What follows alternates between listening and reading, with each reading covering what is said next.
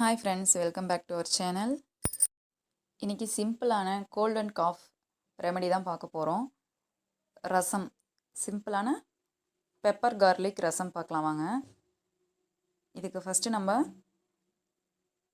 ஒரு 2 ஸ்பூன் மிளகு எடுத்துக்கலாம்.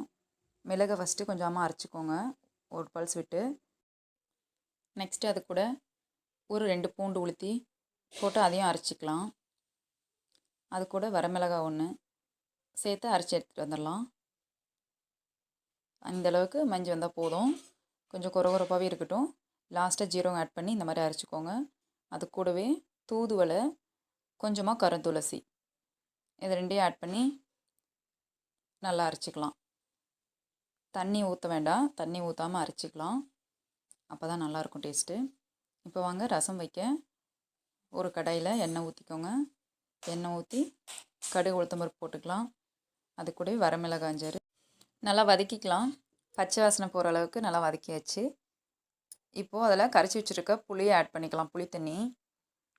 புளித்தண்ணி தேவையான அளவு ஆட் பண்ணிவிட்டு அது கூட மஞ்சள் தூள், உப்பு, கொஞ்சமாக பெருங்காயம், இது எல்லாத்தையும் ஆட் பண்ணி கொஞ்சம் நேரம் கொதிக்க விட்டுறலாம்.